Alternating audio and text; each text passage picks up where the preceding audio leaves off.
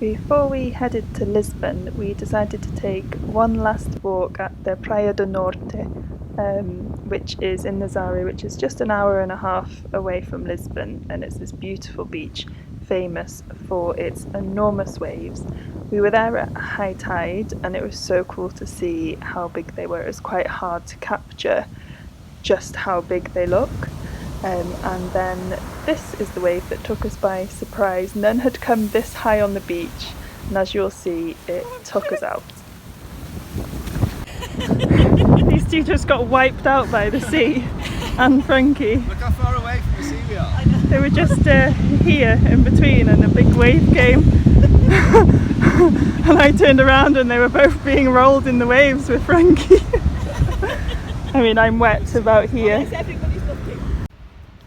In the end, we were quite lucky that it wasn't worse, so please be careful if you're ever visiting.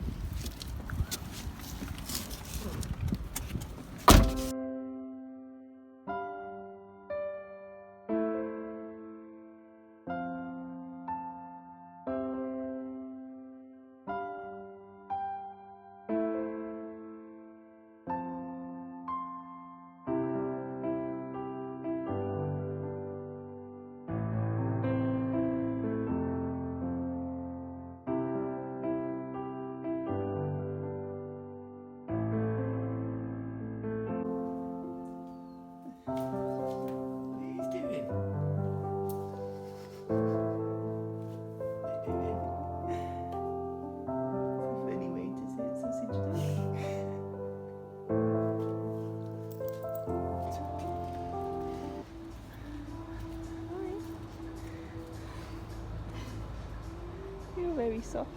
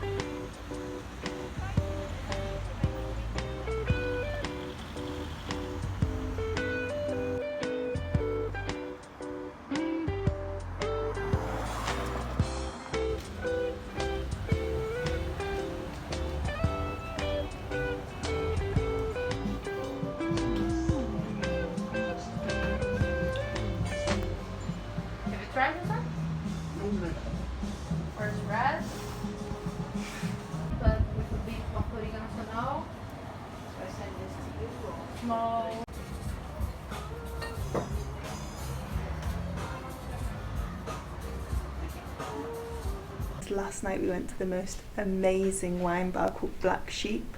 If you're ever in Lisbon, go and check it out. It's just full of the most incredible wines, and the owners are really passionate about what they're doing, and we were able to chat a bit about the wine we're making.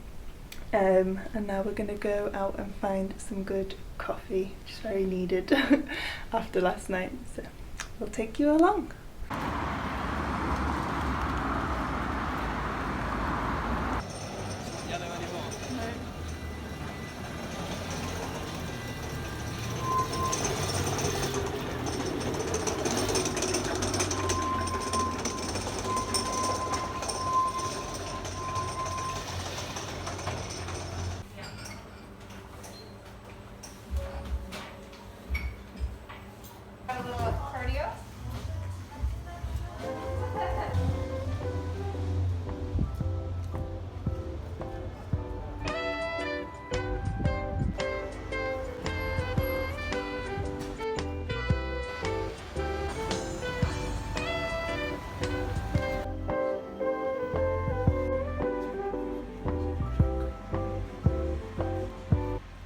And as we are absolute tea lovers, we had to go and find the Companhia Portuguesa do Chá.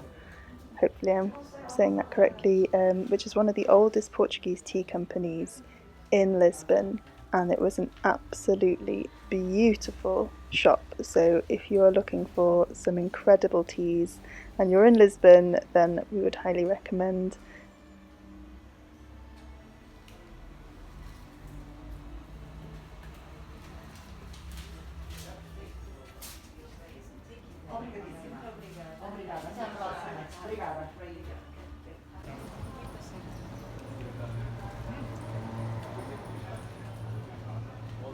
Who is Henry? This is amazing. If you've ever been to Lisbon, you will have undoubtedly seen many posters asking the question of who is Henry. And we decided to Google it because we just kept seeing this everywhere.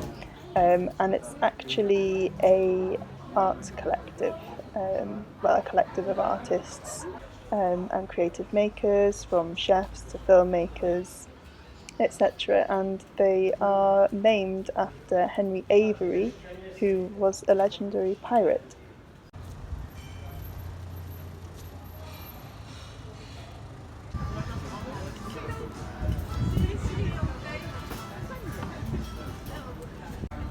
After another great coffee at Neighbourhood Coffee Shop, we headed to the incredible food market.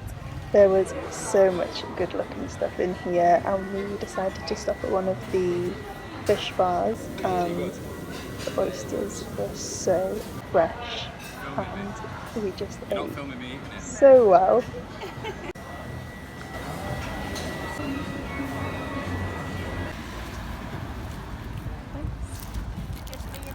Feeling very satiated, we took one of the tuk-tuks to get us back to the Airbnb because we had done a lot of walking, and it was a really great way to see a few more sights of the beautiful city, though at times it was a little bit bumpy, I guess because of the Calçada roads.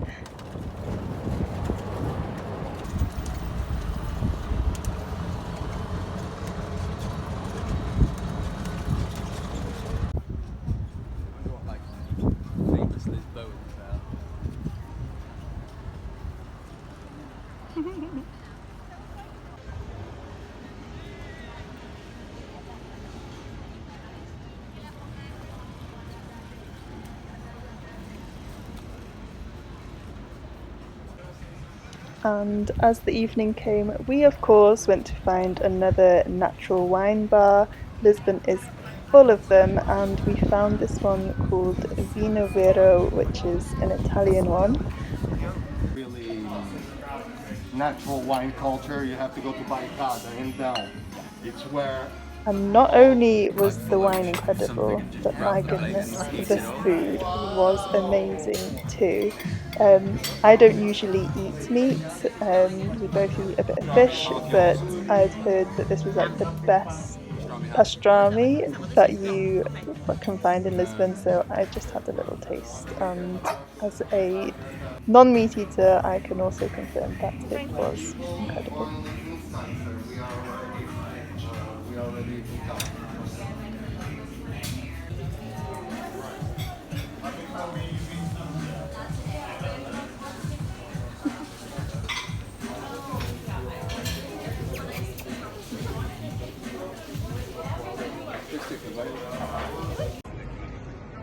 We decided to head back up to the Miradouro de Senhora de Monte viewpoint, which was really close to our Airbnb. It seemed like the rest of Lisbon had the same idea. And watch the sunset, drink another bottle of delicious natural wine that we picked up at Black Sheep, and then we were very ready to get back to our land project. So we are planning to release a second video for you guys tomorrow of what we've been up to this week on the land. Hope you've enjoyed watching. Bye.